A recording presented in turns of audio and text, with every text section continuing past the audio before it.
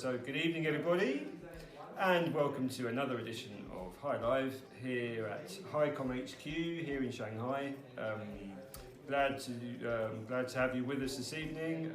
We are with Marion tonight, a strength-based coaching expert who will be talking to us how we can basically determine where our strengths lie and how we can get the best out of our talents. Is that right? That's perfect. Yeah, okay.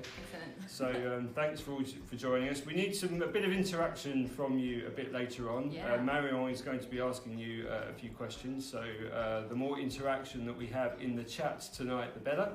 But we're going to start, as always, with asking Marion, asking our guest to talk about her background a little bit and how you ended up in Shanghai. Every foreigner and every guest that we have on the show has their own little path in terms of how they ended up here. So maybe you can tell us about yours. Cool. Well, first of all, thank you very much for having me. So Welcome. Indeed, my name is Marion, as you said. So I'm French. We had the pleasure to speak a bit French, and I was really, a little bit. really impressed with your French, better than mine. Oh, come on.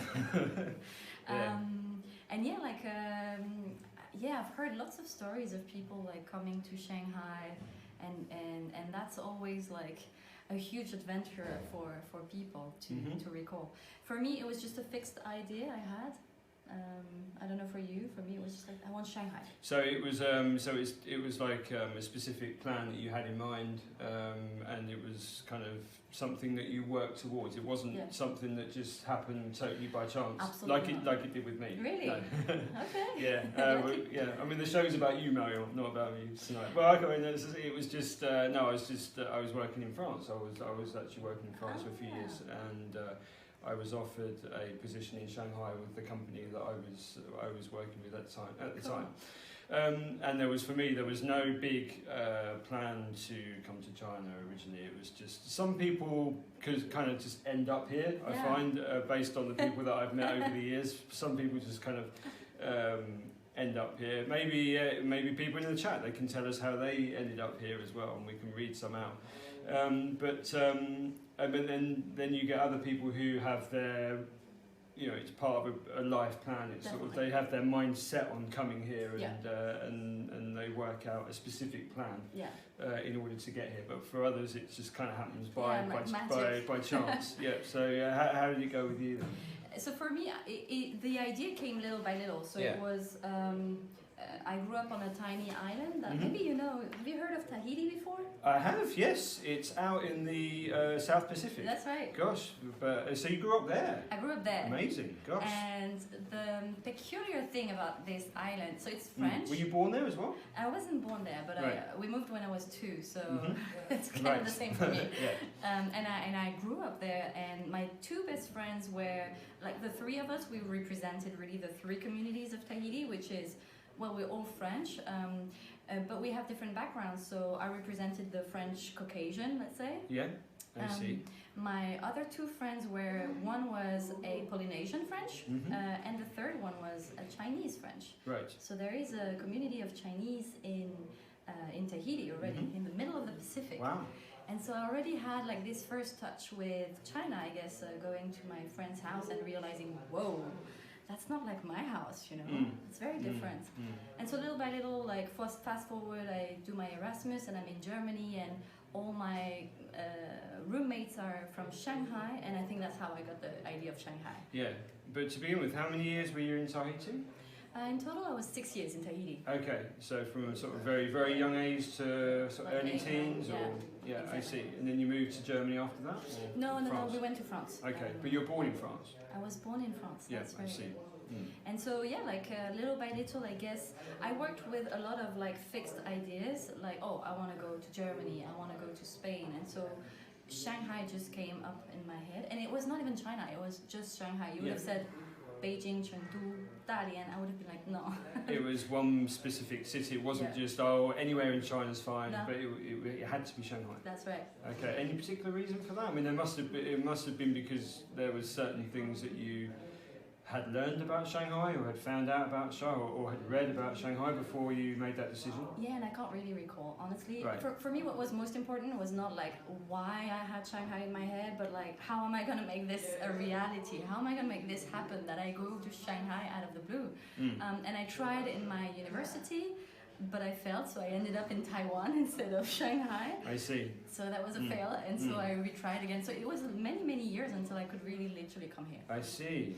So when you went to Taiwan, did you think, oh well, it's kind of near, but so I'll just go anyway? No. I was like, this is a failure, but it's okay. I'm gonna make This the most is out of it. just a part. You just consider it not as a failure, but as a path. Like a first step, to get there. I see.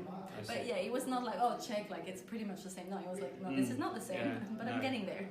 Yeah, mine was the opposite. I just Really? had my boss just randomly one day saying, "Do you want to go to China?"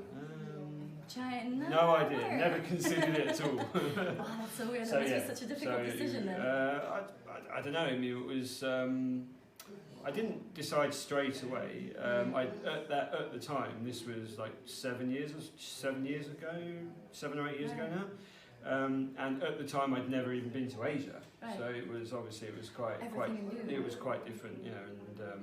And the first 6 months were totally different. But then people say, oh, you know, Shanghai, it's not the real China. It's kind of international. There's a lot of foreigners here, and you can kind of live quite easily, really. I mean, you've got everything you need here. If you've got certain things that you like at home, you can get them, bring them in easily, and people, I think foreigners in general live quite a comfortable life here, really. Yes. I think we're kind of pampered, really. Yes, very much so. Especially when you look at what's going on in Europe right now, it feels quite nice to be here, to be honest. Yeah, it's okay. I think my friends are jealous right now. Yeah, exactly. When I sort of show them, you know, pictures of me going out and just having dinner, just in a total normal situation, it's like, oh my God, it's like COVID never happened out there, you know. Definitely. And it's also weird when you see what's going on in Europe and it's not a situation that you're familiar with.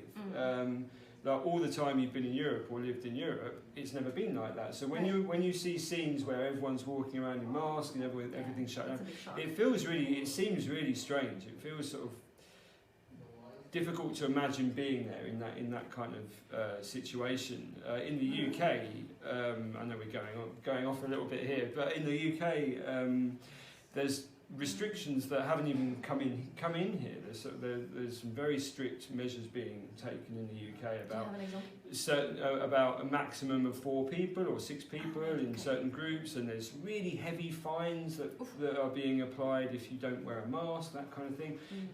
You never had that in China. You know, if you're walking down the street wearing a mask, no policeman's going to come up to you and give you a fine.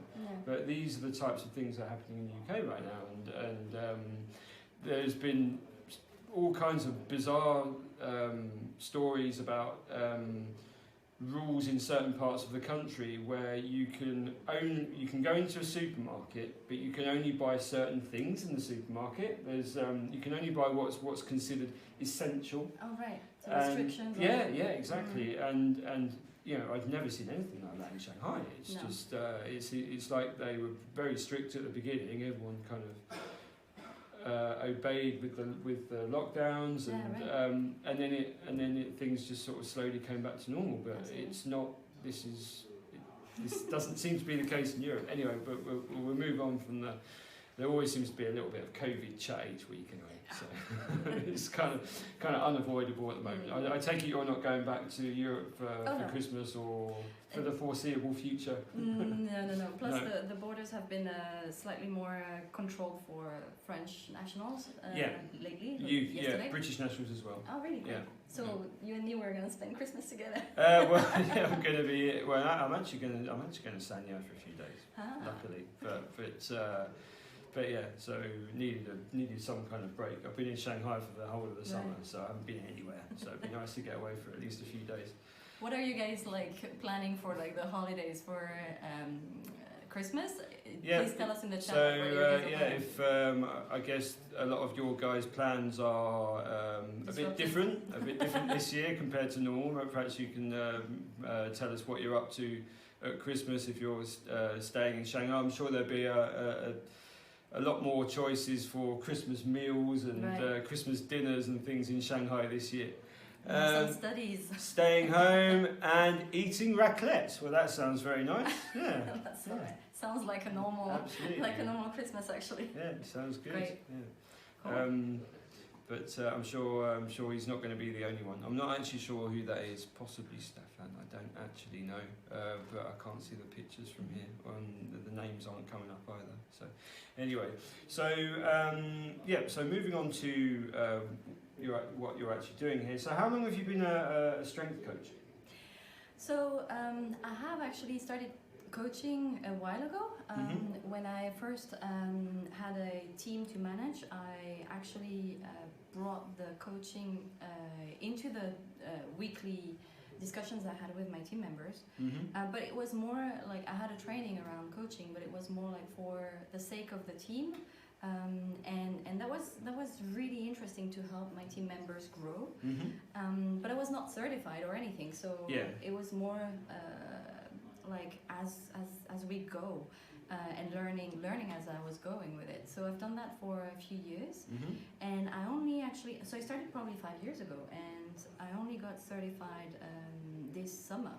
Right. So I see. So it's quite a new thing then. It's quite a new thing. Yeah. On the strength side specifically of things, yes, definitely. But on the kind of official certification side, it's new. But you had clients before the certification, or? So I've been working with strength before, because in my previous company, the Strengths Finder, which is an assessment that tells you your profile and basically your biggest strength, is an assessment that we were using in my company, and is an assessment that went from the top management to the front line to understand how do we bring a strength-based culture to our company, and how do we make the whole company benefit from it. So I had to myself take the assessment, and my own manager was coach. So she was coaching me on a daily basis for about 2 years, and myself I coached others during those 2 years around their strength. So that's when I realized, at first I was like, what is this? Is this another assessment, personality test, or whatever? And I was not really convinced. And then in seeing how it works and how it helped me, I realized, okay, it's not only about telling me, oh, you're like this, or you're like that, and that's it. What I really enjoyed about it is like, hey, you have a tendency to be good at this, and what are you going to do with it? How are you going to take the potential out of it and make the most out of it? So I realized, okay, it's not only about who I am, but it's also what I can become. And so I like that gap, basically, because that's where there is work to do, but there is potential, there is a future to it. There is more freedom than to say, oh, you're a type A, B, or C, basically. Yeah, so it starts with a level of self-awareness. Absolutely. And That's right. to actually work out where you actually are. That's right. At that point. You're right. And where you want to be, and filling that gap in between. That's right. And actually, that's the self-awareness is often I can see in sessions, in discussions around coaching, that it can be the hardest part in understanding what really makes you good. Often people know, oh, I know what I'm not good at. Yeah. Yeah, you know what you're not. Of course. Yeah. It's what we were saying on the phone a couple of days ago, and it's often linked with things that you don't like doing. Right. If you don't feel confident or competent either at doing those things, you're naturally less enthusiastic about doing them. That's because maybe you compare yourselves to other people and you see how efficient they are at that certain task compared to you. So then you just end up concentrating on the things that you do like. That's right. And in a business situation, it's not always it's not always the best way, because in a company or in a business environment, you can't just only do the things that you love, right, and just forget about all the things that you're not good at, because only certain things will get done. No, that's right, and you're right. Actually, in every environment, you will have to be able to do different things that you love, things that you like maybe a bit less. Yeah. But overall, like, the philosophy of a strength-based mindset is that instead of focusing on your weaknesses, you start shifting and look at your strength instead. So the idea is simply this.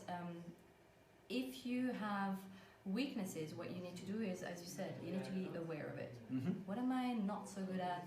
And then work at it if you want on maybe simply softening the corners of it. But you will never be able to really work at something that you're actually not good at and become outstanding at it. You know what I mean?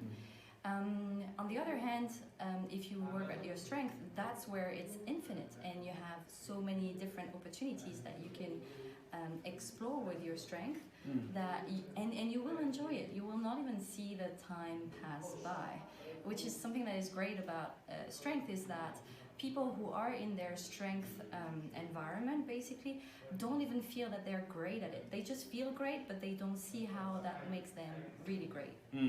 They just enjoy it basically. So that's cool. Yeah. And I was just is there a particular way that you find your clients, or and are there have you noticed any patterns in the types of clients that you get? Do they belong to a certain age, certain demographic, certain background? I get that question very often actually. So in terms of demographics, it's a big span basically, because what I look at, what I'm really good at, is helping people through transitions and growth. Right. So usually that's what makes people that come to me it's the common ground. So when I say transitions, it can be like I want to change jobs, I want to change industry, function, I want to change location.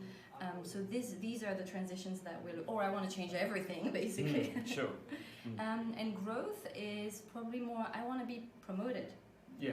Or I want to become better at what I'm doing now. I really want to excel at it. So how do I do that?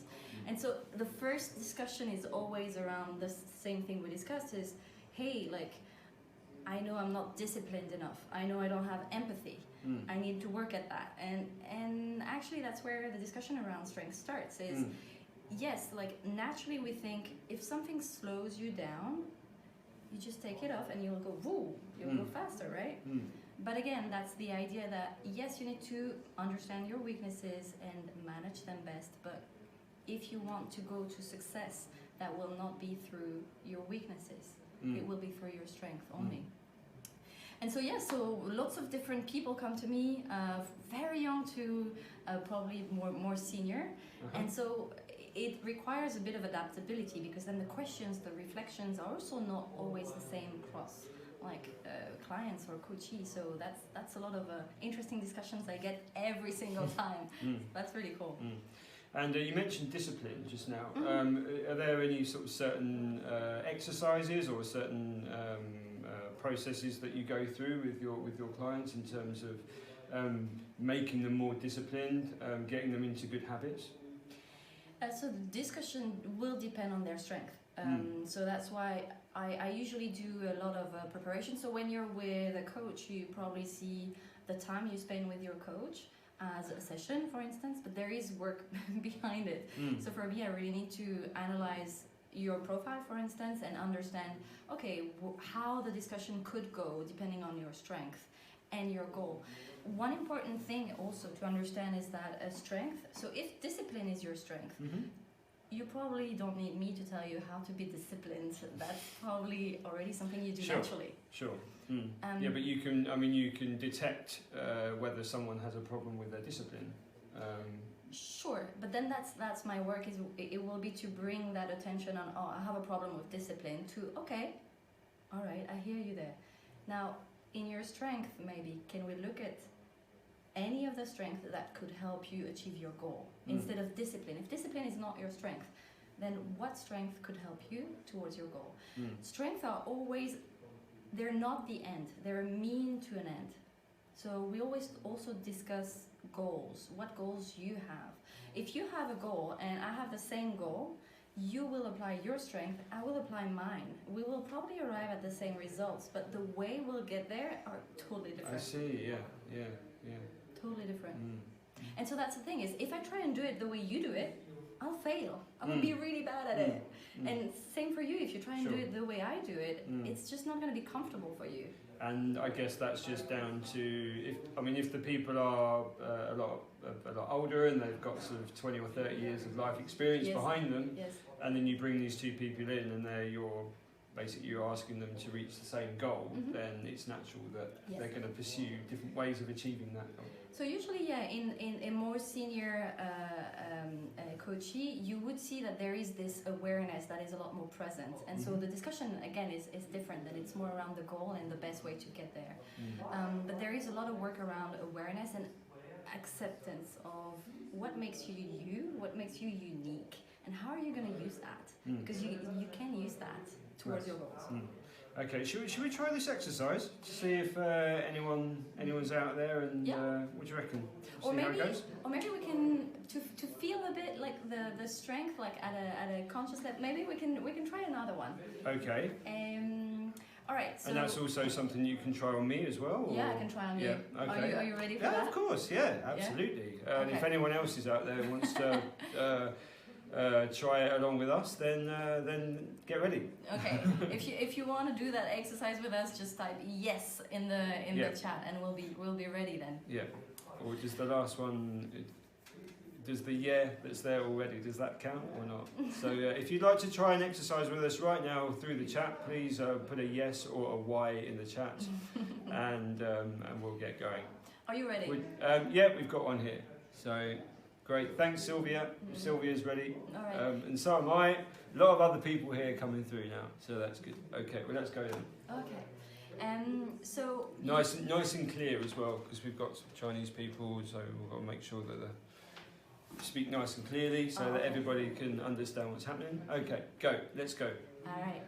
So usually when we think of successful people, an interesting exercise is to really, first of all, think of someone that you feel is successful.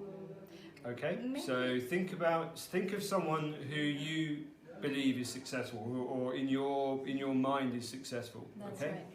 So that we have the same common language, maybe a celebrity, because your uncle may be very successful, but I don't know your uncle, so it's going to be hard for me to picture that. So think of someone who you consider successful. Right. Okay. Yeah. So if I think of someone successful, I'll think maybe Michael Jordan. Okay. Famous basketball player, or Oprah Winfrey. Oprah Winfrey, okay, yeah. Very famous and successful TV host, just like you. Oh, come on. Yeah. Or Nelson Mandela comes up very often. Who do you think of? I guess maybe more in the business perspective, like Jeff Bezos or someone like that, or Richard Branson, who was an entrepreneur who created the Virgin Empire, the planes, the music industry, all of that. So. Okay. Someone who left school at 16 and didn't really have a university education, but just worked very hard and built up his own big empire, basically. Cool. All right. Who do you guys think of? If you have someone in your head, just put the name of that person in the chat. In the chat. And so, so if you think about, then if I think of Michael Jordan, then what is it about Michael Jordan? Okay, we've got Elon Musk in the chat. Elon Musk, definitely, absolutely. Steve Jobs also comes up sometimes. Of course, yeah, sure. And so what about these people that you have in your head makes them so special? Okay, Jack Ma. Jack Ma. Yeah, we need a bit of. Okay, so what makes them so special? So if I think of Michael Jordan, what makes him like particularly unique and successful is that he is a very hard-working basketball player, and that's why he was so successful. If I think of Oprah, maybe she has this ability to connect with her audience. Sure, she's very influential. Yeah, and she shows a lot of empathy, and she can really, I think, a lot of her viewers can relate to her, and she's kind of down to earth and really approachable, and you know. What about Bezos and Musk?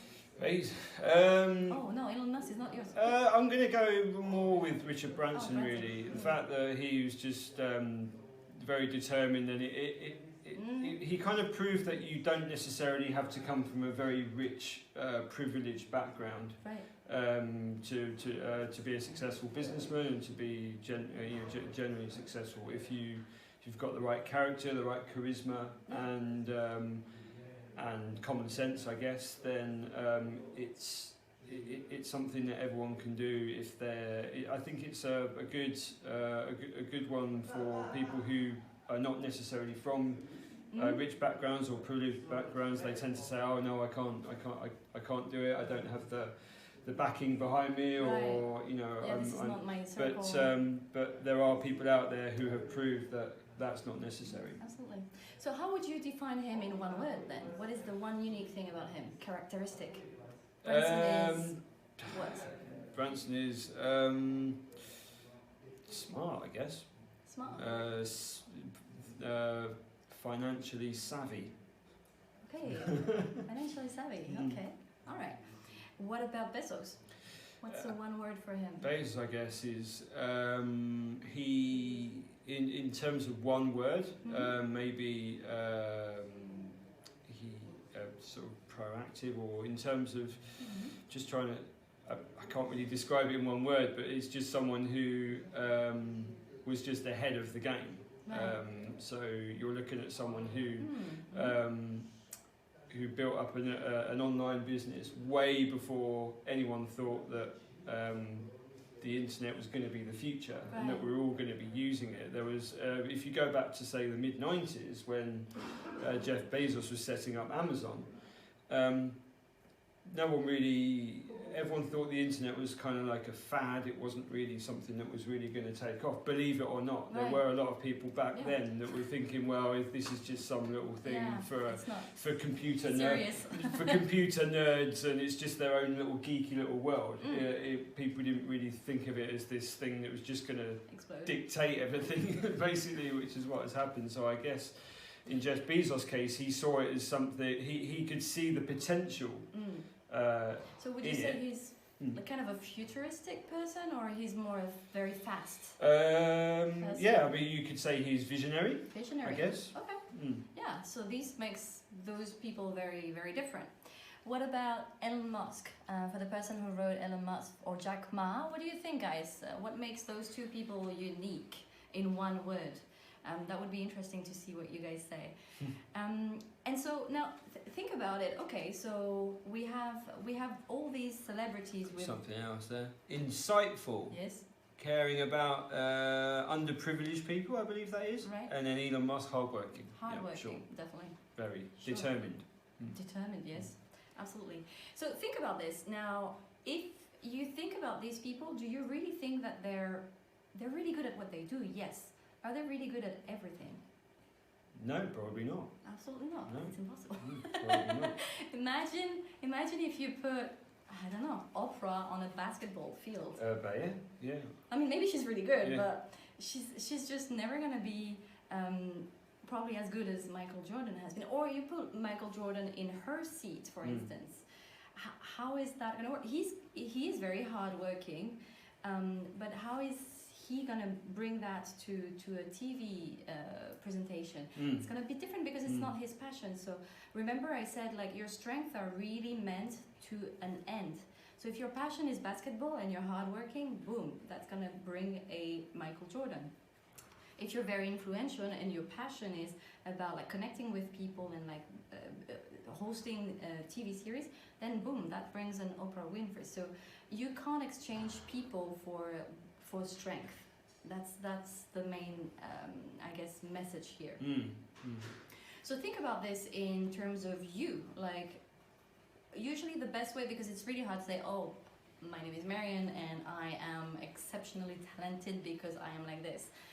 That's really hard. But maybe take the perspective from another angle. I usually ask, what does your best friend say about you? How does your best friend explain who you are in one word? Positive word. I don't know. You don't know what your best friend would say about you? Maybe we can leave that to people in the chat who know me. I don't know. But no, I don't know. How would my best friend describe me? Kind of relaxed, chilled out. Relaxed. I guess. Okay. Good temper. Okay. So these are very important because they also like define you from his perspective as well, and from other people's perspective. So that's also like an area of strength. Maybe you're easily adaptable, and in periods of stress, maybe you're the kind of person that brings everything down. Yeah, I mean, I don't. I'm not going to say that I never lose my temper, or I'm never going to say that I don't. I never get annoyed or raise my voice, Sure. or because I'd be lying if that if I was to say that. But overall, I like to think that I'm quite sort of level-headed and try to keep calm in times of stress. Right. Okay. Great. For me, usually my best friend says I'm determined. So whenever I have an idea in head, well, I said about Shanghai, it's like I'm gonna make it happen. No matter what, I'll just make it happen. And so, if you think about strength, maybe the first exercise you can do is realize what is it that you're known for. Just like you're a celebrity, basically, the exercise we just did is, what if you were a celebrity? What would people recognize you for? What do people think is great about you? That's an area of strength already. Yeah. So what would be the first word that came into their head when they think about you? Some people already know. They already know, oh, I'm good at this, this and that. But sometimes I feel it's hard for people to really identify what makes them unique. And so that's a way to understand. Okay, that's. So I think a lot of people don't really think they have a special talent at all. They just, when you say, oh, what makes you think, well, they just think they're Mr. Average and they're not really good at anything. And so obviously it's your job to get them to recognise those things. Yeah. One of the first reactions when people take the assessment of the Strengths Finder and then receive their results, they're like, really? These are strength? I didn't know these were strength. And so that's the start of the discussion then. To see, okay, how...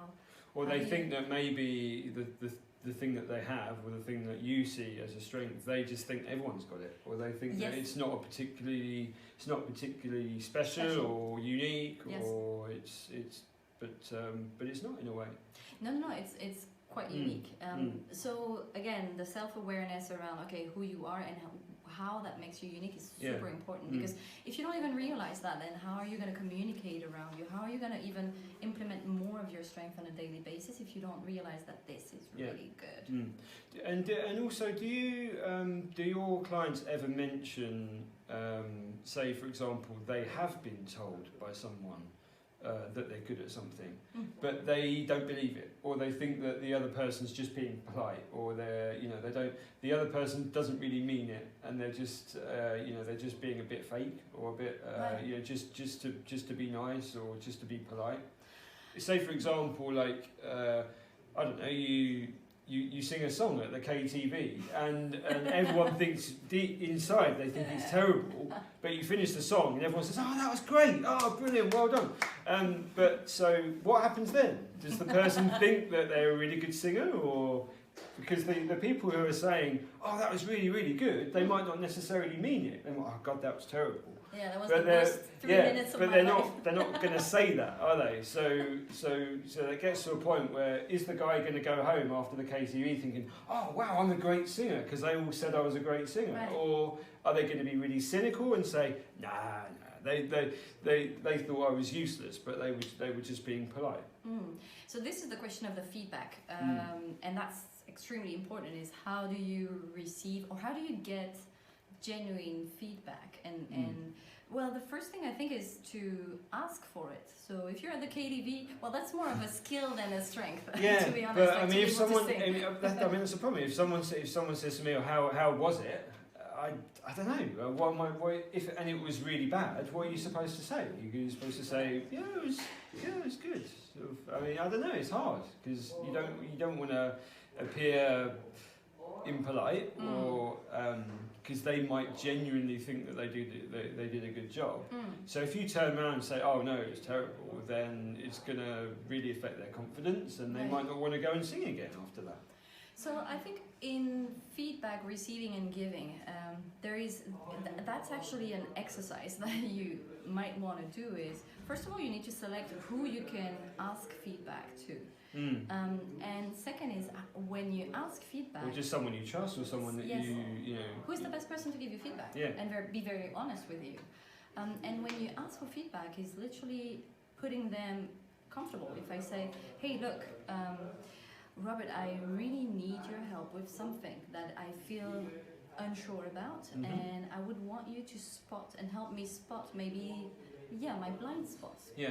Do you think you would be able to help me do that? Because I need someone else's opinion, and I thought you would be the right person. Do you feel comfortable having that discussion with me, or is it maybe something you don't want to? Yeah, no, that's a good way of approaching it. Because then you're more into, okay, this starts to be a conversation that maybe also you feel that I am ready to receive like anything you're going to throw at me. And if you approach it in that way, if you ask me that question in that way, it's more likely for me to give constructive criticism and not just be polite and say, oh yeah, you're really good. Yeah. If you just say, no, please be honest, I want your honest opinion. And I want you to tell me the specific areas here where you think I could improve. Yeah. You're going to appreciate that much more than me just saying, "Oh, you're amazing! That's incredible!" You know. So. Of course, feedback is just super important, and but usually people feel things, you know, like they're like, "Oh, I'm not sure," and this is why people want to ask feedback, and so that's the first hint to something needs to be told out there. But yeah, like feedback is an important part of understanding yourself and how you can do better, definitely. You can do, I don't know, do you do that in HighCom, like regular like feedback sessions, or how I mean, we don't really go around the table and ask each other, you know, what we think we're good at and what we think we're bad at, but it's a very good idea. I would consider doing it. Yeah, it's something that maybe I can incorporate into meetings with my team, perhaps, or just talk about the things that they like doing in their job and what they don't like doing in their job, or areas where they think they can improve. We can improve. Yeah, we could do maybe monthly sessions or bi-monthly sessions where we just look into things a bit more deeply. Right. Yeah, definitely. Indeed. And then. Well, you're coming here with a lot of ideas. yeah. Thank you. You're fueling some ideas tonight, and it reminds me actually of one-to-one sessions that I used to have with an old manager when I was working in the UK for a large sports retail company that from France that I'm sure everybody knows about, with a blue logo. In fact, the first question every month when we had the monthly meetings was, what are your pleasures and your displeasures? Oh wow. Straight away. Wow. So what are you enjoying right now and what aren't you enjoying? And obviously that's got there's a link there between things that you're good at and things that you're not so good at. Yeah. And so yeah, that's, I mean, it's something that I don't do with my team right now, but it's certainly something to consider. Yeah. Cool. Good luck. Lots of work ahead. Yeah, indeed. Yeah. Okay. Yeah. Someone is asking, and after that, what do we do with it? Okay, that's a very good question. So usually, if you have identified what you're really good at, if you got feedback from maybe your teammates or your partners, your friends, and what I would suggest is really for you to spot in the past when it is that you've been able to use that strength towards a goal, towards a result. Try and recall that maybe in the past 12 months, what was your most successful or your proudest moment? So usually that brings also strength into play. If you can spot that, how have I used it in the past, then you're going to be able to replicate that behavior. So yeah, great. Yeah, so it's thinking about past successes and how you arrived at those successes. What contributed to that success. And if you can recognise those things, then you'll be able to apply them in the things that you want to achieve in the future. Absolutely. To give you a couple of examples, so the strength again are always a mean to an end. They're not the end itself. So always think about, okay, I have this goal and these are my strengths. How do I combine these to reach my goals? So it's never just talking about strengths for the sake of talking about strength. It's really like, where do you want to go? Because people with the same strength but different goals, then we're not going to have the same discussion. It's really a one-on-one thing to develop so that you have a plan towards your goal.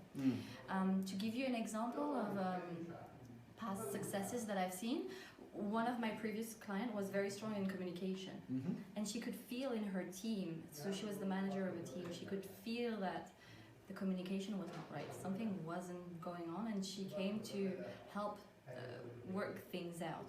Turns out communication was in her top strength, but she was very, very frustrated, and she didn't understand like what was wrong with that strength. Instead of looking at that strength, we looked at other strengths. So one of her other strengths helped her, it's called developer, and it is basically the ability to spot in their talents and to develop other people, basically. So they usually end up like being teachers or coaches or managers, actually like growing others around them. This is an amazing talent to have. And so instead of focusing on communication as her main strength, she had to shift her mindset and go, okay, instead of going through that angle, I will try and bring my developer, I will try and bring the development of my team at the front line in the future communication and discussions with them, and see how that helps. And boop, boop, boop, little by little, she could see, whoa, like things are unlocking. Right. Communication is running again. And so it's often a question of what do you want to achieve, and then which strength is the best for that goal. That's the discussions that we usually have. So yeah, if you have a strength and you're very conscious about it, that's great. But then look at what are your next steps towards your goal. What is the best way to get there? Often I also ask people, so if you are someone who's very empathetic or very disciplined, or you have great communication, or you're an achiever, you like to get things done, then think about your role model.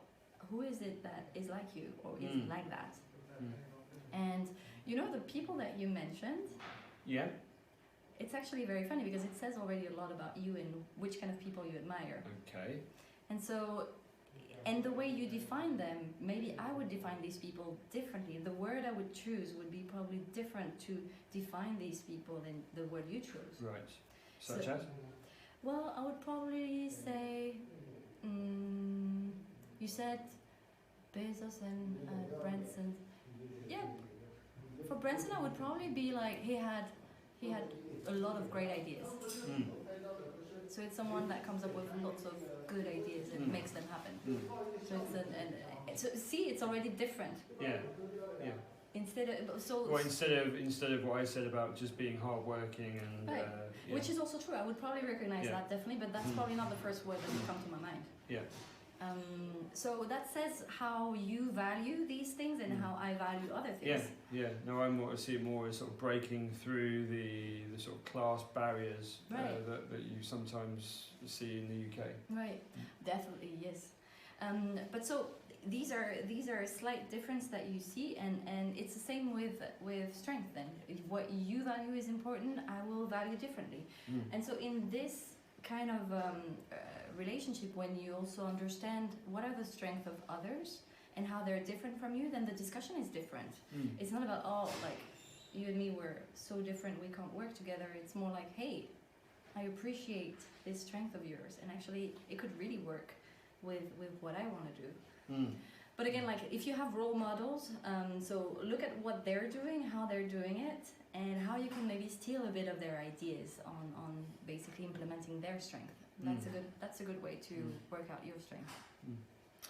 Right. Okay. So we've got a few. It's gone really quick actually. We've got a few more minutes left. So was there something that you wanted to show quickly? Go through. If we don't have that much interaction on the chat, then I can participate. I can do it. I was thinking of going on the other side of the camera, and we can put the slide up quickly. Or maybe we could do this exercise. Let me see. Just a quick one to finish with, really. Yeah, that one. Yeah.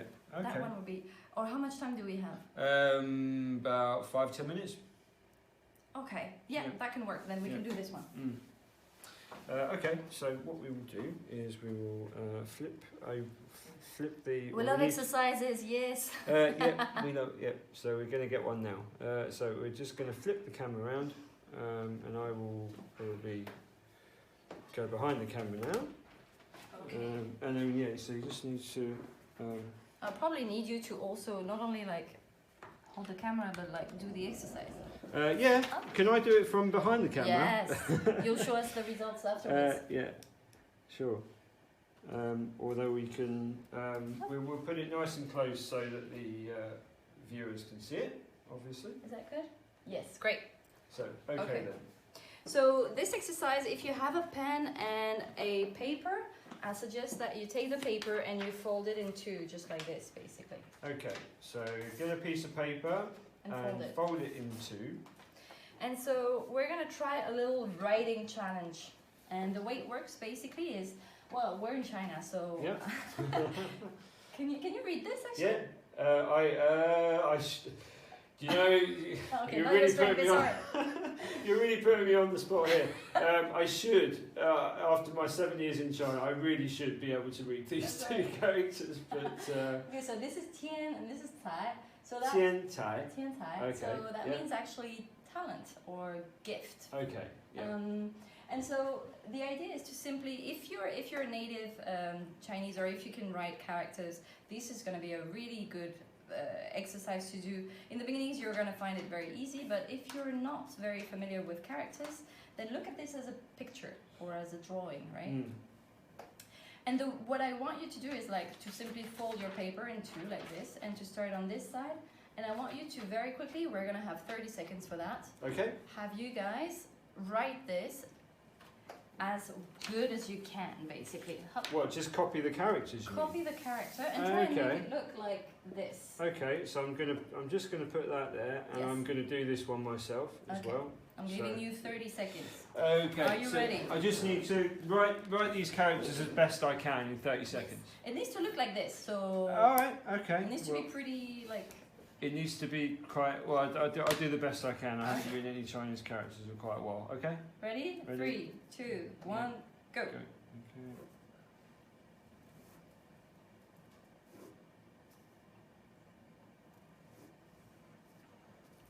And you can color it like so that. Oh it looks... really? Oh yeah. You still have 15 seconds. Okay. 10 seconds. This is appalling. This is really bad. Oh, no. 3, 2, 1, stop. Time's up. Yep, Oh, pens gosh. down. All right. How does that feel? Yeah, I had to move on. I had to a little bit of pressure.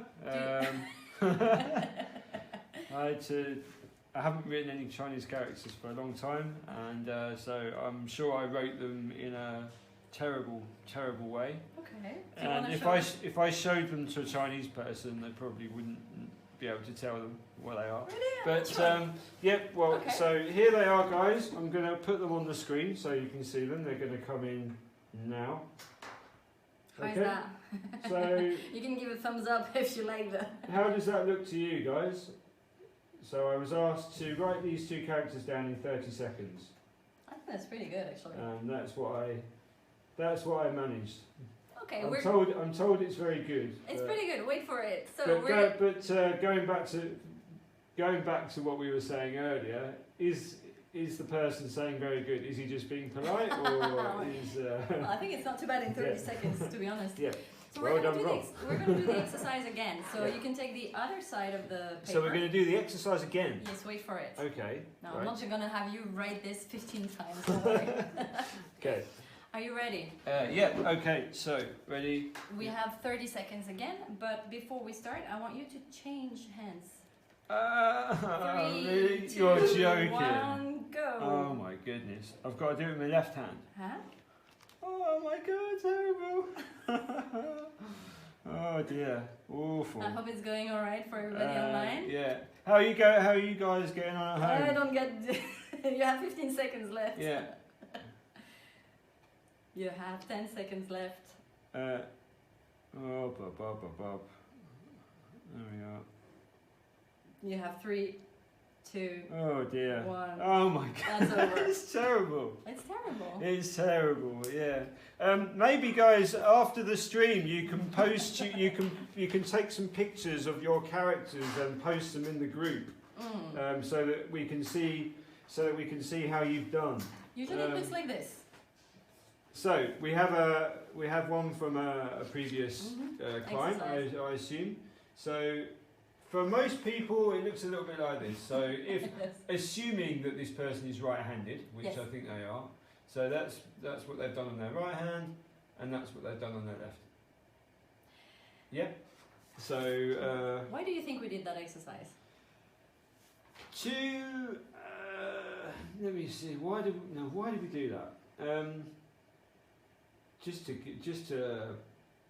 get your brain functioning a bit more, and just to come out of your comfort zone a little bit. Yeah. How did you feel when you were writing with your dominant hand?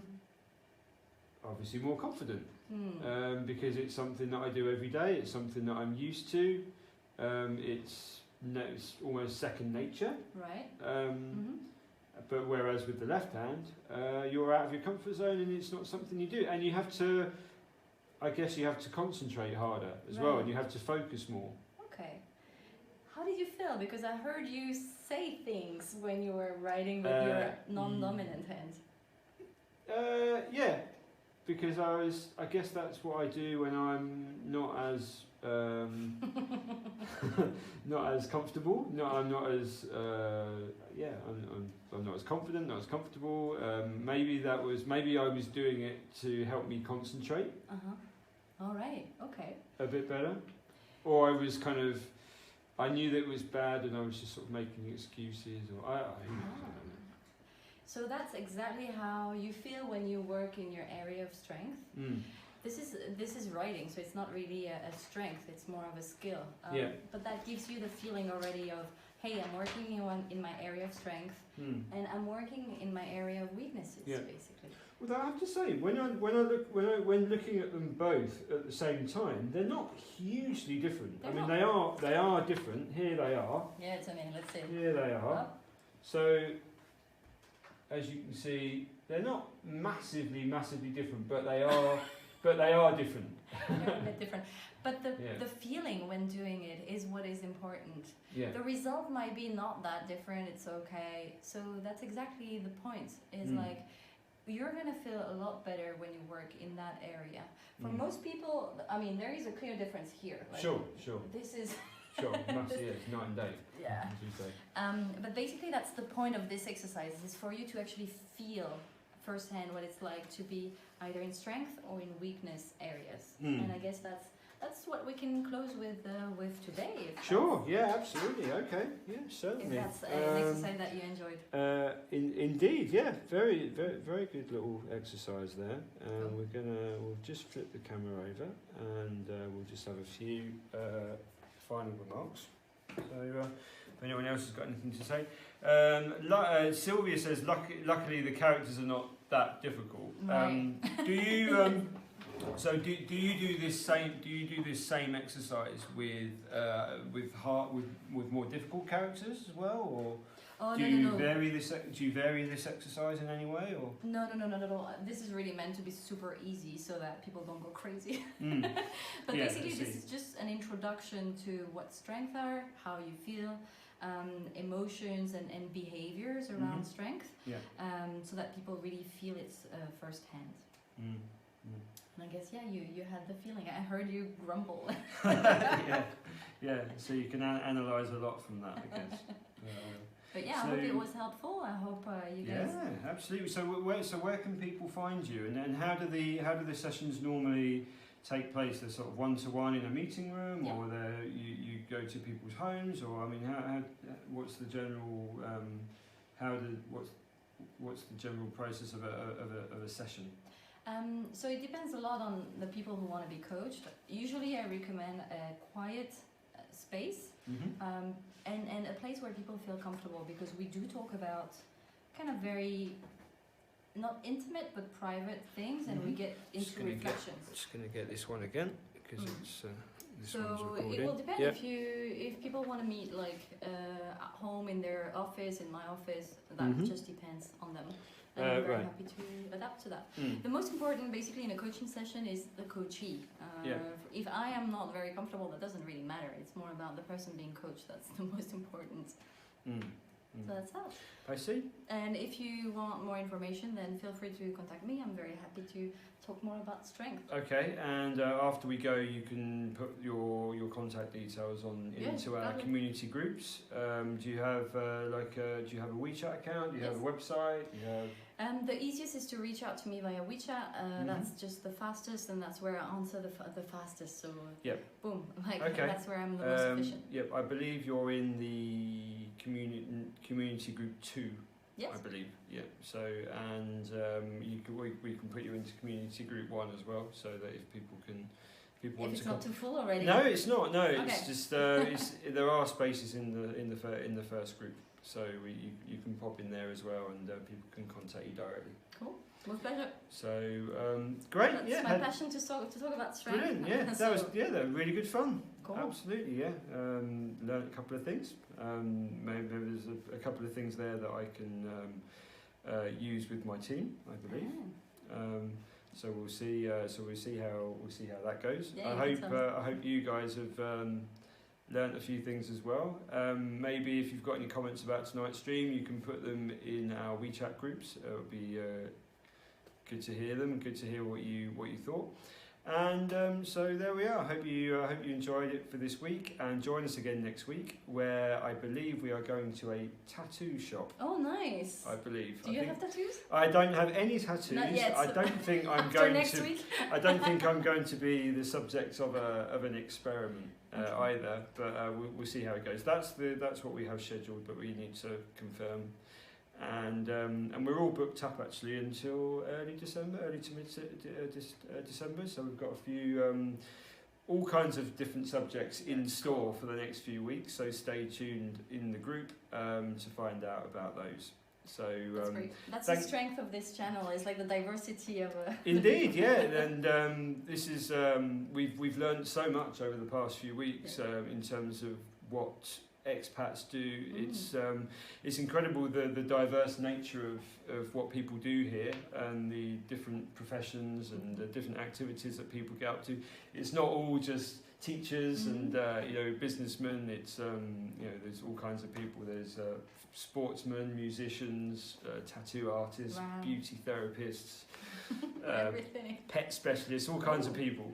So there we are, and it feels like we've only just scratched the surface so far. So I'm sure there's many more guests to come. So thanks again, Marion. Thank for you. tuning in. Thank you, everyone. Also, take care, everybody, and we'll see you all next week. Thank you. Bye, guys. Bye.